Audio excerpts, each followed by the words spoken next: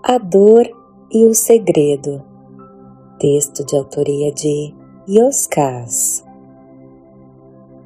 Havia algum tempo eu não visitava o loureiro, o sapateiro amante dos livros de filosofia e dos vinhos tintos.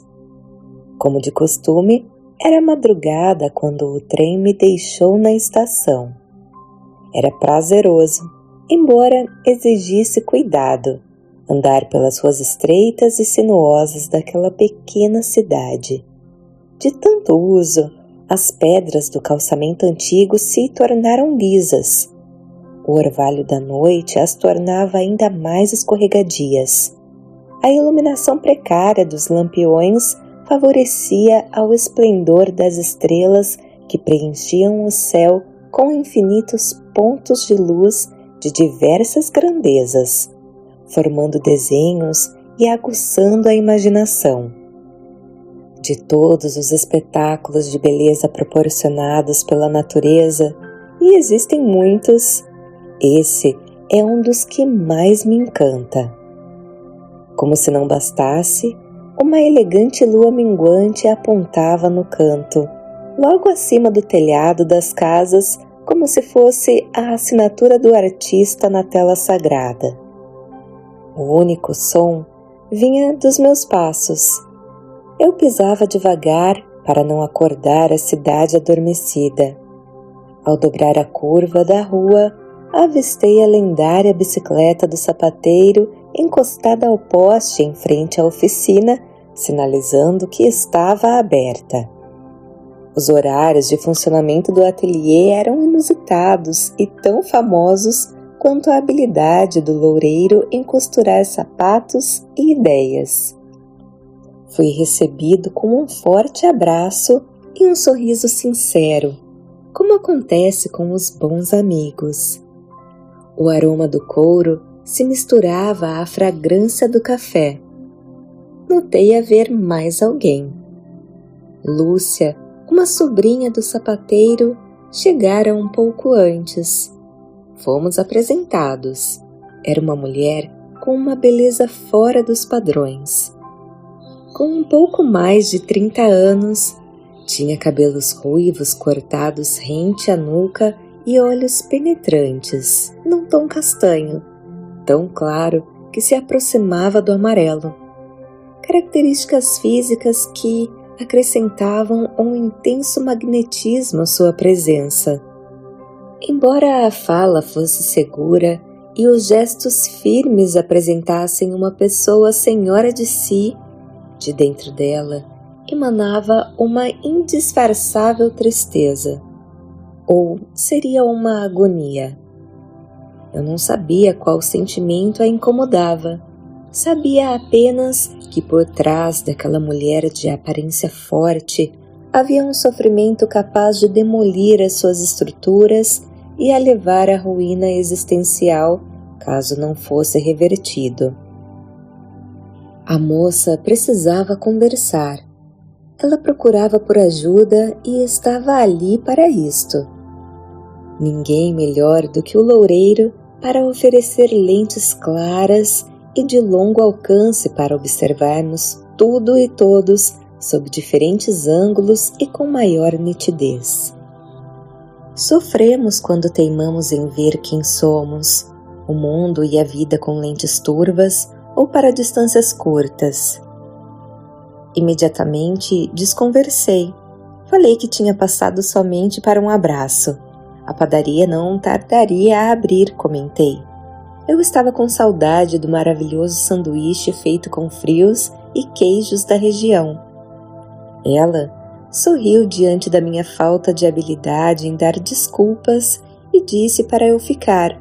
Estava frio lá fora e ainda faltavam um par de horas para a padaria abrir. No mais, talvez eu pudesse oferecer algumas nuances, as múltiplas cores sempre disponíveis na paleta de ideias do seu tio. Aceitei o convite e me sentei. Sem demora, tínhamos 3 canecas fumegantes de café sobre o balcão de madeira para ajudar a impulsionar o raciocínio. Lúcia estava casada com Oliver havia 10 anos. Tinham terminado de se formar na universidade e começavam a trabalhar quando tomaram essa importante decisão. Estavam apaixonados. Ao longo desse tempo, a relação se deteriorou por vários motivos. Alegou que o marido sofria de uma forte dependência emocional em relação aos pais e irmãos, o que a impedia de construir com ele um novo núcleo familiar a partir do casamento. Não sentia que o marido a olhasse como a principal parceira de uma história a ser escrita a 4 mãos, mas como coadjuvante de menor importância, cuja principal atenção se concentrava na casa dos pais. O distanciamento foi inevitável e aconteceu aos poucos. Quando se deu conta, compartilhavam a mesma casa, mas não formavam mais um casal. Faltava a cumplicidade indispensável a projetos de vidas alinhados em uma mesma direção. Não havia mais qualquer resquício do amor original. Embora nunca tivessem tocado no assunto, ambos tinham relações extraconjugais. Uma espécie de consentimento tácito e destrutivo. Estava decidida a se divorciar havia algum tempo. Aguardava somente a promoção na empresa para arcar com as despesas de morar sozinha. Considerava um retrocesso retornar à casa dos pais, ainda que por pouco tempo. Administrava o processo de espera da decisão com tranquilidade, até que se descobriu grávida. As chances de o Oliver não ser o pai eram consideráveis. Tiveram relações esporádicas nos últimos meses. No íntimo, havia a convicção de que o filho não era dele. O marido desconfiaria, claro. Por questões filosóficas e humanistas, a hipótese de interromper a gravidez estava descartada. Logo, seu corpo começaria a mudar. Não tinha muito tempo. A lágrima rebelde revelou a fragilidade daquela mulher de aparência forte. Disfarçou e, mesmo sem ninguém perguntar, murmurou que estava bem. Loureiro franziu as sobrancelhas brancas e a corrigiu. Você não está bem. A sobrinha o retorquiu. Sim, estou bem. Eu sei me cuidar. Pode parecer estranho vir de madrugada ao ateliê para conversar, mas há tempos tenho como hábito dormir poucas horas por noite. Fez questão de mostrar que tinha absoluto controle sobre si mesma, um vício de comportamento ligado ao orgulho e à imaturidade, numa tentativa desesperada de se manter forte e equilibrada diante do mundo, enquanto no âmago desabava em desespero silencioso. O sapateiro ponderou. Repetir uma mentira todos os dias jamais terá o poder de a transformar em verdade. Aceite o sofrimento, será o início da cura. Admita a sua fragilidade, nela encontrará a semente da força desconhecida. Entenda que está a um passo de perder o domínio sobre a própria vida se não fizer a escolha precisa. Os próximos movimentos necessitam ser firmes, angulares e bem direcionados. Do contrário, se perderá em si mesma como herdeira do medo e da falta de decisões assertivas. Lúcia engoliu em seco e abaixou a vista. Aquelas palavras atravessavam o ego para lhe tocar a alma. Loureiro prosseguiu. Negar, enganar ou entorpecer o sofrimento é método de alienação e grave desperdício de tempo, sem qualquer possibilidade de alcançar um resultado saudável. São mecanismos a serviço da deturpação da realidade e convenientes àqueles que insistem em fugir da verdade. ao invés de colaborar com a cura, esgarçam a dor até que se torne insuportável. As quedas são abissais. Ninguém precisa deixar que isso aconteça. Ainda com dificuldade em admitir a fragilidade e o desequilíbrio que a distanciavam do autocontrole, Lúcia alegou que o sofrimento era a única certeza da vida, um inimigo impossível de derrotar. Resta-nos aprender a tornar suportável o que não tem fim. O tio voltou a corrigir a moça. O sofrimento existe na razão direta da dificuldade de compreensão, ineficiente elaboração e consequente erro quanto à resolução das experiências vividas. Logo, da imaturidade consciencial, uma postura sincera, serena e corajosa de enfrentar o sofrimento, o examinando desde a origem em todos os seus aspectos e modos de funcionamento, demonstra a lucidez daqueles que compreendem que as dores emocionais resultam dos equivocados direcionamentos pelos quais decidiu se conduzir através dos dias. Costumam estar ligados a interesses imediatos, soluções rasas e desejos superficiais, dando causa ao desequilíbrio e à fragilidade que agoniza face às sensações de perdimento, desorientação, impotência e incapacidade. Reações de revolta ou vitimismo servem apenas para aumentar ainda mais a dor. Um processo difícil de enfrentar, mas sempre apto à reversão. Essa é a jornada de cura da alma, disponível a todos, aproveitada por poucos. A sobrinha se calou por alguns instantes, segurou a caneca com as duas mãos, como representação simbólica de que precisava se agarrar a algo para não desabar diante do medo quanto às incertezas futuras. Bebeu um gole de café e confessou estar perdida. Para todos os lados que olhava, não vislumbrava nenhuma saída. Todas as soluções pareciam ruins. O sapateiro a acalmou. Saídas difíceis não significam soluções ruins.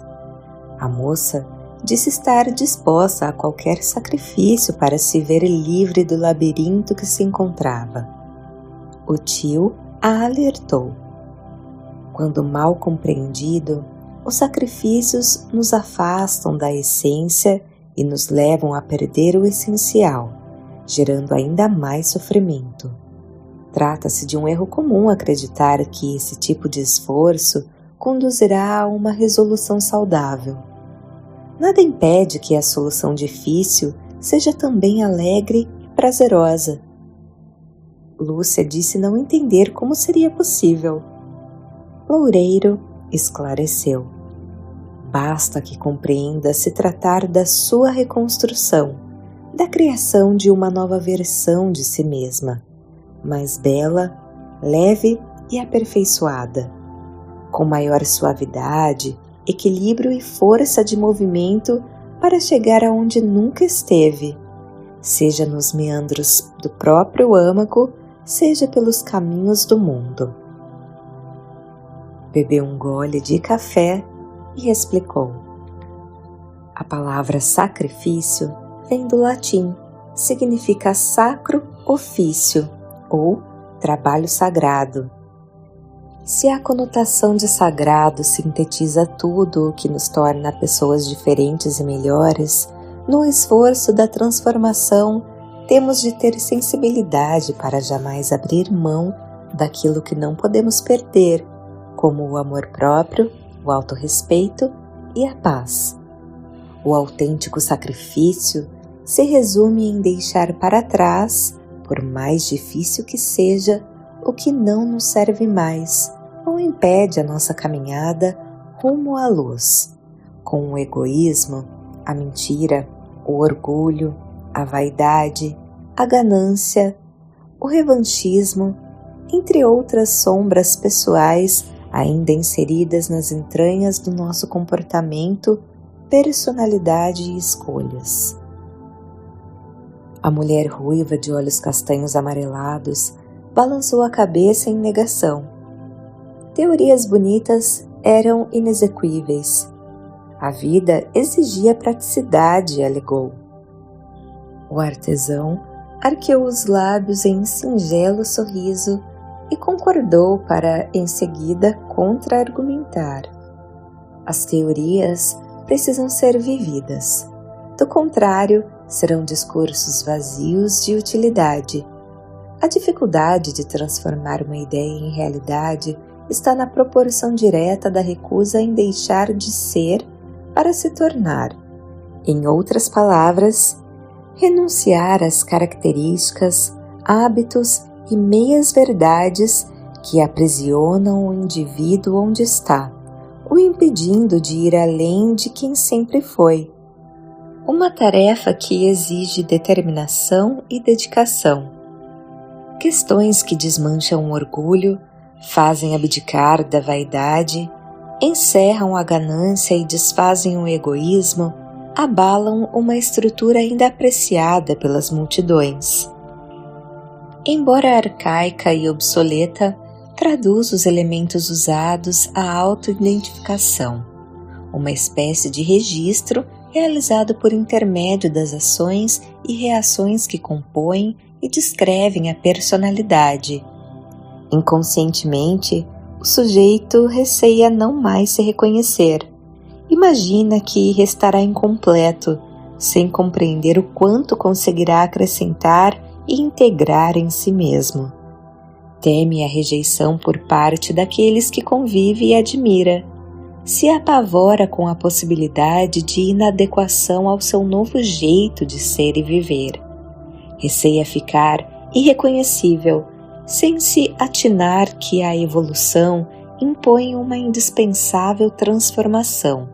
Acredita que perderá a identidade, quando na verdade trará à tona uma criação mais avançada de si mesmo, porém jamais revelada por aguardar em local até então nunca acessado.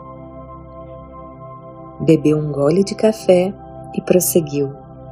Como pode perceber, a impossibilidade não dialoga com a teoria, mas com o vício da imobilidade. Lúcia ponderou sobre a dificuldade de conversar com o Oliver face à enorme possibilidade de ele não ser o pai da criança. Estavam casados. Os seus próprios pais, assim como a família do marido e parte do círculo de amigos em comum, reprovariam o seu comportamento. Utilizando um adjetivo grosseiro e inadequado, a moça afirmou estar condenada a viver sozinha com uma criança bastarda. Loureiro foi enérgico. Não cabem cenas melodramáticas na vida de ninguém. Assim como todos, você está onde se colocou. Seja responsável por suas atitudes e escolhas. Arque com as consequências e cresça com o aprendizado extraído da experiência vivida. Seja sincera consigo para que possa enxergar o mundo e a vida com clareza. Isto é fundamental à maturidade. Se o Oliver tiver um pingo de sensatez e serenidade, entenderá que concorreu para esse desfecho. Se não tiver, tampouco importa. Você sabe dos seus motivos, razões, sentimentos e necessidades. Isso basta. No mais, ninguém está sozinho quando tem a si mesmo. Confie na sua capacidade de superação, perdoe-se e siga em frente. As oportunidades oferecidas pela vida são infinitas. Deu um sorriso acolhedor e disse: Eu estou aqui. Sempre haverá uma caneca com café quente aguardando para uma boa conversa. Com os olhos em lágrimas, a sobrinha abraçou o tio por longos minutos. A moça bebericou o café como se tomasse coragem para abordar um assunto delicado e admitiu a hipótese de aguardar que o marido manifestasse a suspeita e pedisse um exame genético para verificar a paternidade da criança. Com um pouco de sorte, tudo ficaria bem.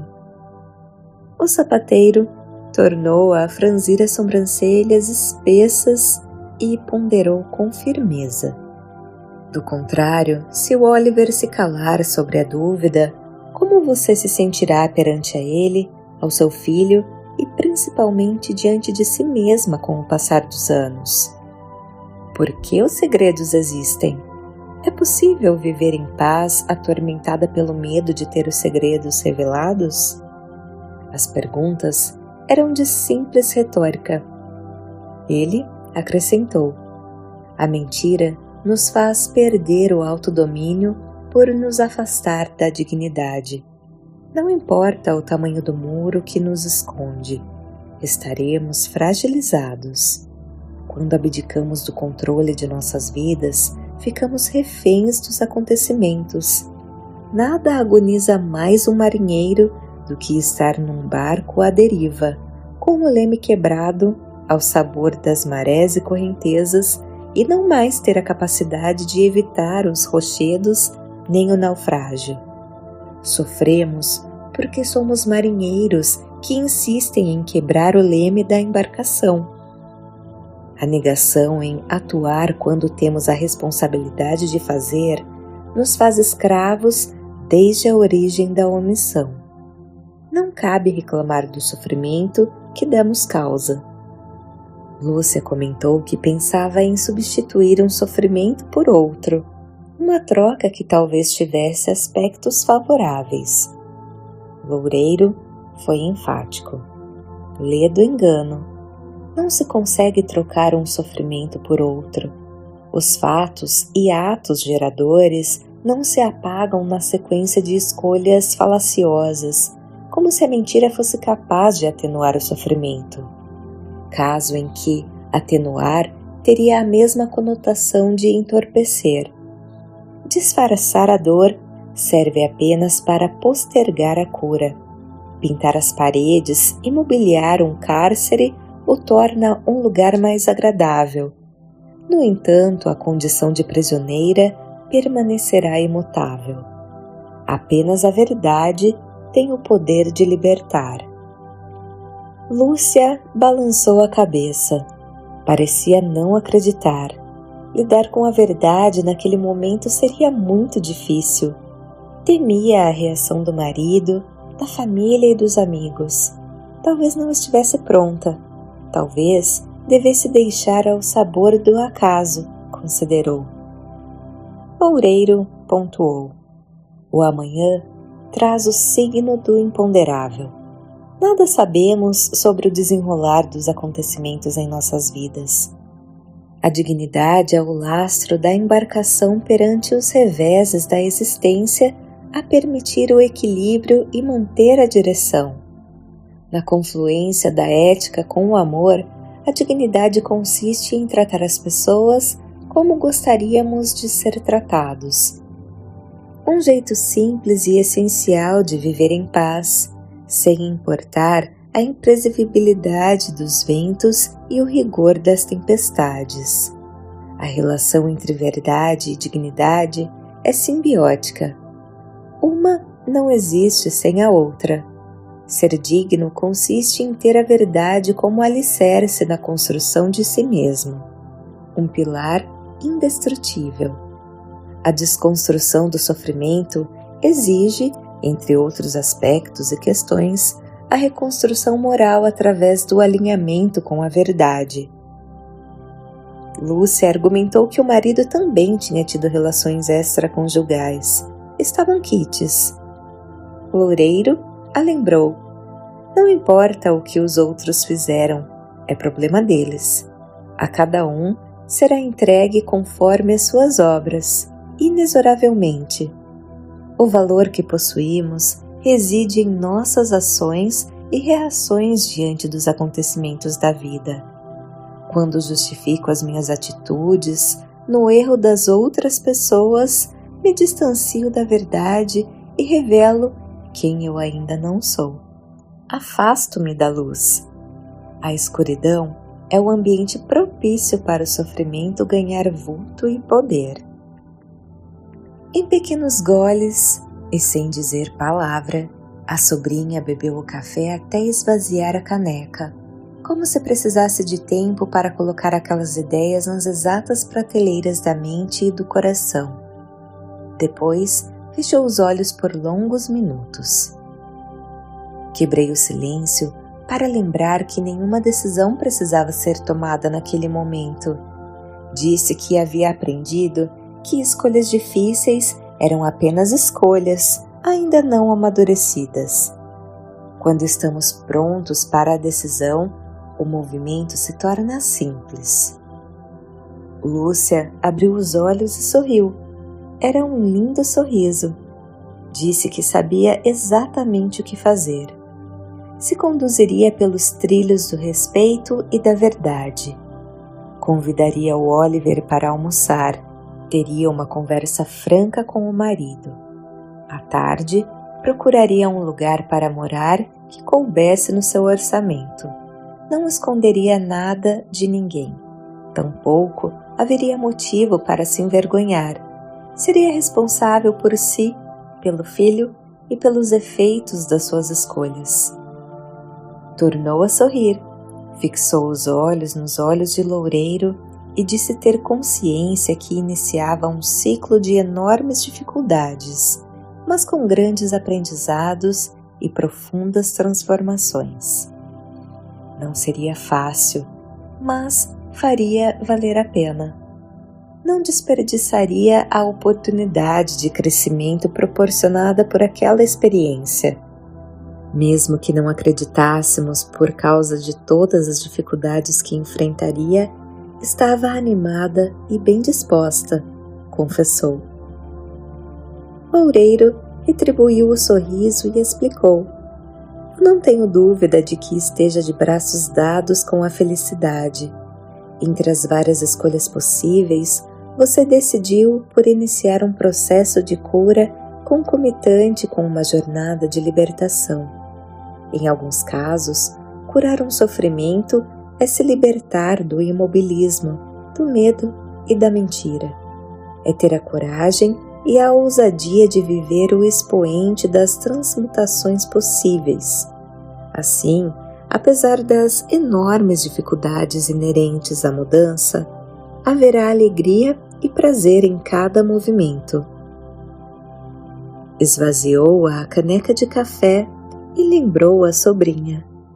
Há de haver abnegação para deixar ir o que não cabe mais ficar. Humildade para que haja espaço para as mudanças e o crescimento. Simplicidade para afastar os enganos das conveniências. E compaixão para nunca faltar o perdão. A culpa e a mágoa formam o manancial mais comum e vulgar dos nossos sofrimentos. Fez uma pausa e finalizou. Por último, mas não menos importante, que o amor permeie todas as suas posturas e escolhas. A dor se afasta à medida que o amor se aproxima. A mulher de cabelos ruivos, cortados rente à nuca e olhos castanhos quase amarelados, disse que precisava ir. Aquele dia, que iniciara numa madrugada triste, amanhecia em tons de esperança. Ela tinha muito o que fazer. Se despediu de mim, deu um beijo estalado na bochecha do sapateiro e se foi. A moça que saiu da oficina acabara de encontrar uma parte essencial e desconhecida de si mesma. Descobrira também o caminho da paz. Voz de Paula Paulini.